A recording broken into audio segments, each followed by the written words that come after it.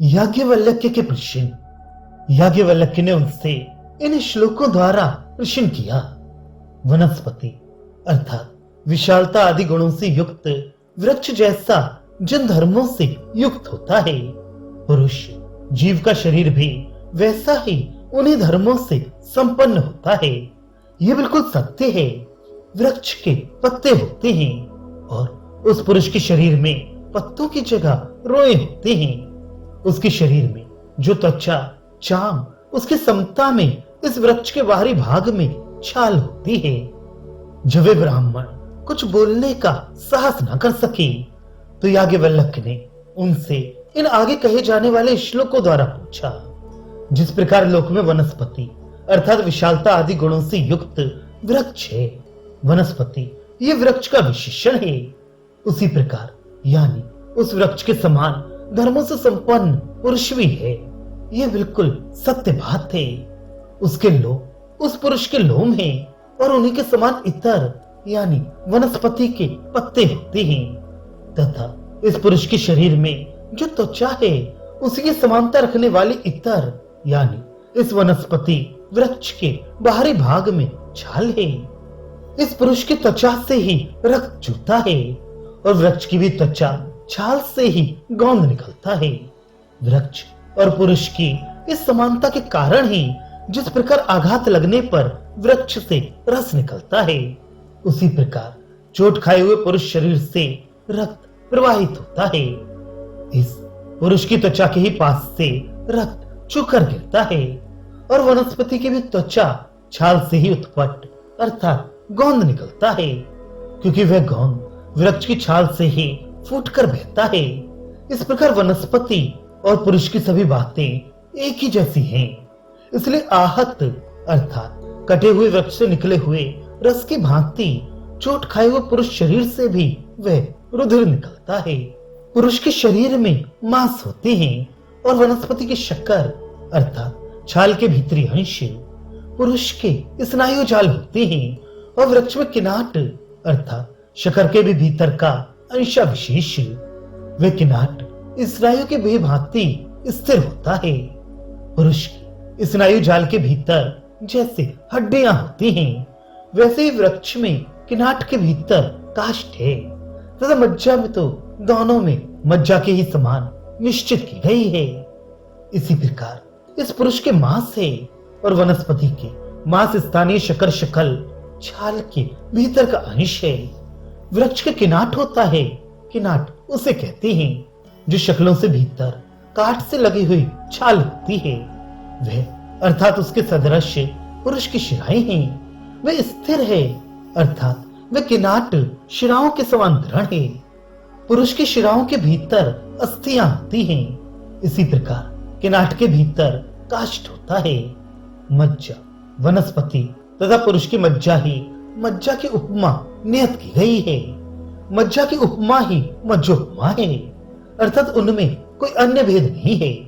जिस प्रकार वनस्पति की मज्जा होती है वैसे ही पुरुष की होती है और जैसे पुरुष की होती है वैसे ही वनस्पति की होती है। किंतु यदि वृक्ष को काट दिया जाता है तो वह अपने मूल से पुनः और भी नवीन होकर अंकुरित हो आता है। इसी प्रकार यदि मनुष्य को मृत्यु काट डाले तो वह किस मूल से उत्पन्न होगा। यदि वृक्ष को काट दिया जाए तो वह पुनः पुनः अपनी जड़ से अतिशय नवीन, पहले की अपेक्षा नवीनतर होकर अंकुरित प्रादुर्भूत हो जाता है।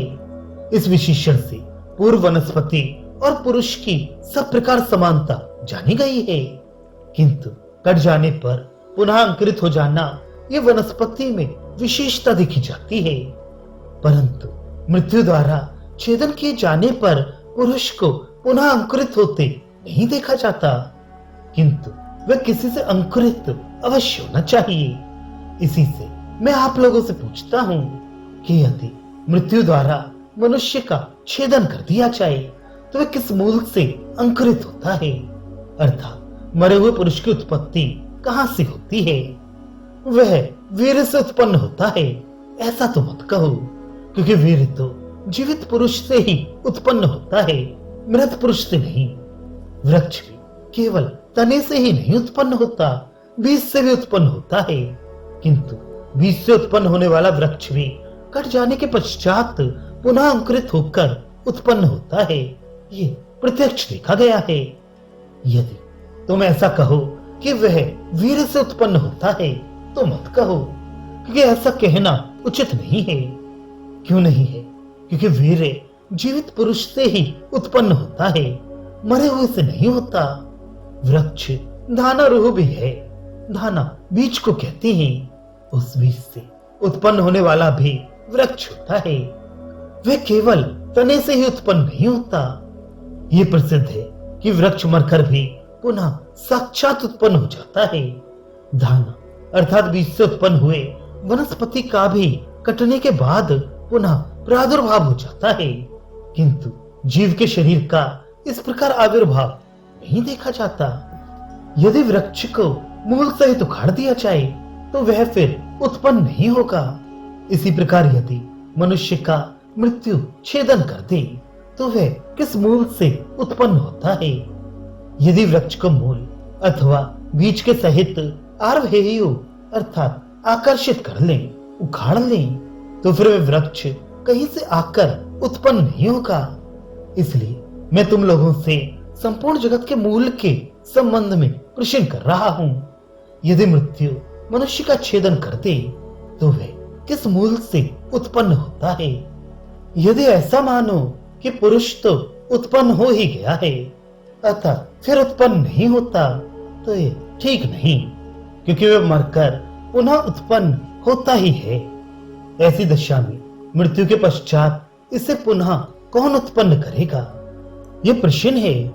ब्राह्मणों ने इसका कोई उत्तर नहीं दिया, इसलिए श्रुति स्वयं ही उसका निर्देश करती है। विज्ञान आनंद ब्रह्म है। वह धनदाता कर्म करने वाले यजमान की परम गति है और ब्रह्मनिष्ठ ब्रह्मवेत्ता का भी परम आश्रय है।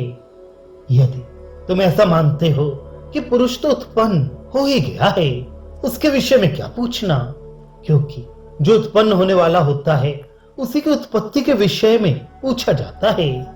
जो उत्पन्न हो चुका है उसके विषय में नहीं पूछा जाता। वह पुरुष तो उत्पन्न हो चुका है, इसलिए इसके विषय में प्रश्न करना उचित नहीं है।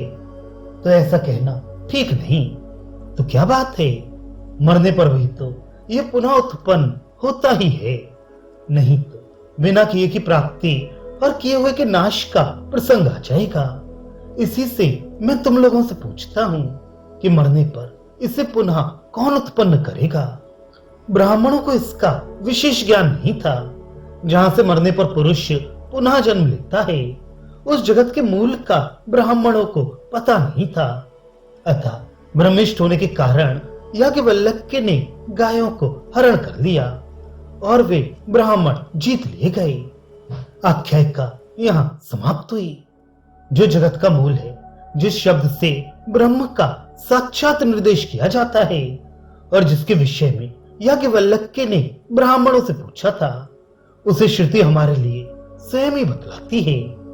विज्ञान, विज्ञप्ति का नाम विज्ञान है, वही आनंद भी है। विषय विज्ञान के समान वह दुख से अनुबिध नहीं है। तो फिर कैसा है?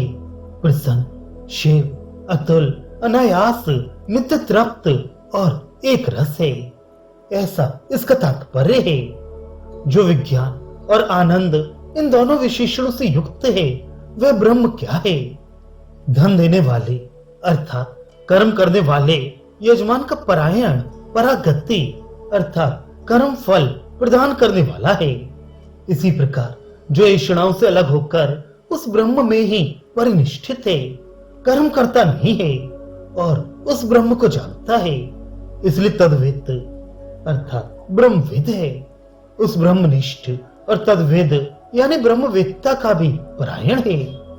यहाँ यह विचार किया जाता है, लोक में आनंद शब्द सुखवाची प्रसिद्ध है और यहाँ आनंदम ब्रह्म, इस प्रकार आनंद शब्द ब्रह्म के विशेषण रूप से श्रुत है।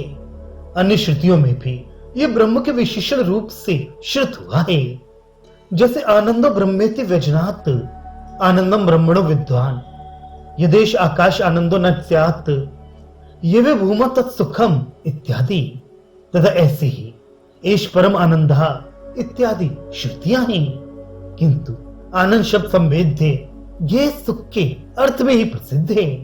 अतः यदि ब्रह्मानंद भी संवेद्य अर्थात ज्ञेय हो तभी ब्रह्म में ये आनंद शब्द सार्थक हो सकते हैं। पूर्व पक्ष किंतु श्रुति के प्रमाण से ब्रह्म संवेद्य आनंद स्वरूप तो है ही, फिर इसमें विचार क्या करना है। सिद्धांति ऐसी बात नहीं है, क्योंकि इस विषय में विरुद्ध श्रुति वाक्य देखे जाते हैं। ये तो ठीक है कि ब्रह्म में आनंद शब्द श्रुत होता है, किंतु साथ ही एक होने के कारण उसके विज्ञान का प्रतिषेध भी श्रुत होता है। जैसे जहां इसके लिए सब आत्मा ही हो गया है, उस अवस्था में किसके द्वारा किसको देखे और किसके द्वारा किसको जाने। जहां अन्य कुछ नहीं देखता, अन्य कुछ नहीं सुनता और अन्य कुछ नहीं जानता, वह भूमा है। प्रज्ञान आत्मा से अलिंगित अभिन्न होकर ये वाह कुछ भी नहीं जानता इत्यादि। इस प्रकार उससे विरुद्ध श्रुति वाक्य देखे जाते हैं, इसलिए विचार करना आवश्यक है। अतः वेद के वचनों का तात्पर्य निर्णय करने के लिए विचार करना उचित ही है। इसके सिवा मोक्षवादियों में मतभेद होने के कारण भी विचार करना आवश्यक है। सांख्य और वैशेषिक मोक्षवादियों का ऐसा विपरीत विचार है कि मोक्ष में संवेद्य सुख है ही नहीं, किंतु दूसरे मोक्षवादियों का मत है कि मोक्ष में निरतिशय ससंवेद्य सुख है। सो इनमें कौन सी बात ठीक है। पूर्व पक्षी आनंद आदि का श्रवण होने से तथा भक्षण करता हुआ, क्रीड़ा करता हुआ, रमण करता हुआ वह यदि पृथ्वीलोक की इच्छा वाला होता है, जो सर्वज्ञ और सर्ववेत्ता है, समस्त कामों को प्राप्त करता है इत्यादि श्रुतियों से तो मोक्ष में संवेद्य सुख जान पड़ता है। सिद्धांति किंतु उस समय एकत्व होने के कारण कारक विभाग का अभाव होने से विज्ञान होना संभव नहीं है, क्योंकि क्रिया अनेक कारक द्वारा साध्य होती है और विज्ञान भी एक क्रिया ही है। पूर्व पक्षी ये दोष नहीं हो सकता। शब्द प्रमाण होने के कारण उस समय आनंद विषयक विज्ञान रहना ही चाहिए। यदि आनंद स्वरूप असंवेद्य होगा तो विज्ञान आनंदम ब्रह्म इत्यादि वाक्य अनुपन्न हो जाएंगे। ऐसा हम पहले कह चुके हैं।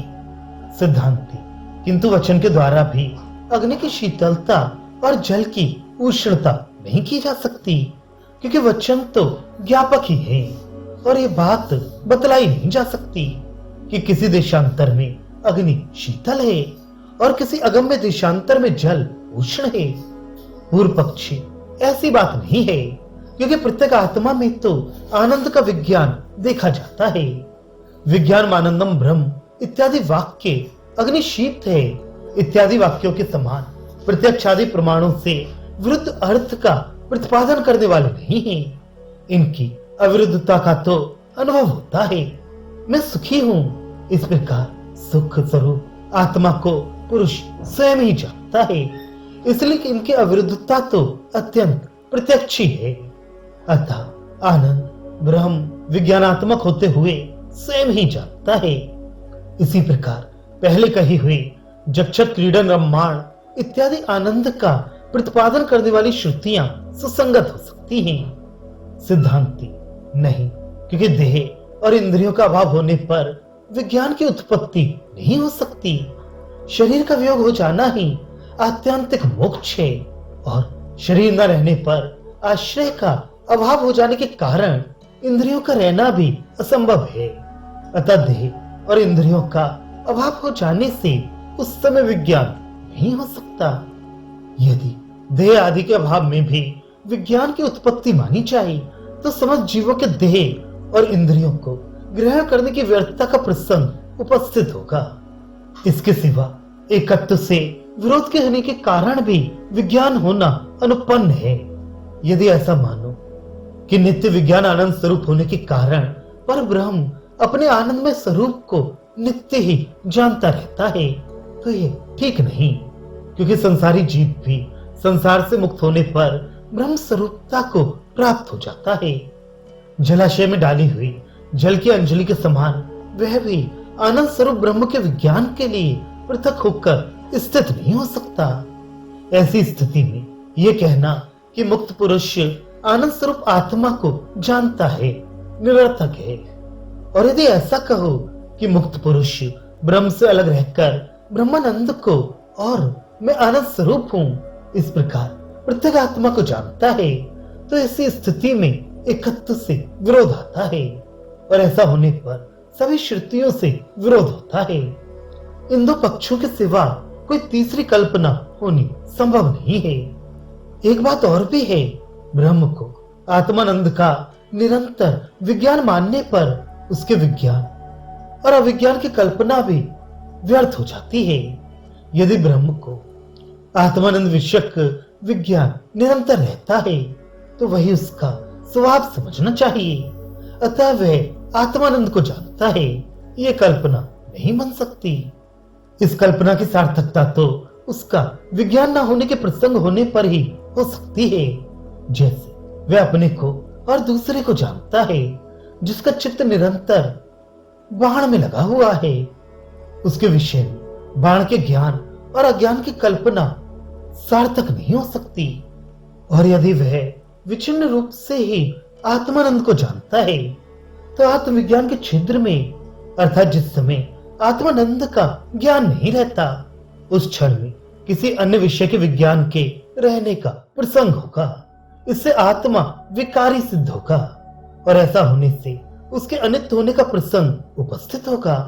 अतः विज्ञानमानंदम ब्रह्म, ये श्रुति ब्रह्म के स्वरूप का निर्देश करने वाली ही है, आत्मानंद का संवेदत्व बतलाने वाली नहीं है। पूर्व पक्षी किंतु आत्मानंद का असंवेदत्व मानने पर जक्षत क्रीडन इत्यादि श्रुति से विरोध होगा। सिद्धांति नहीं, क्योंकि यह सर्वात्म एकत्व की अनुभूति होने पर यथा प्राप्त भक्षण आदि का अनुवाद करने वाली है।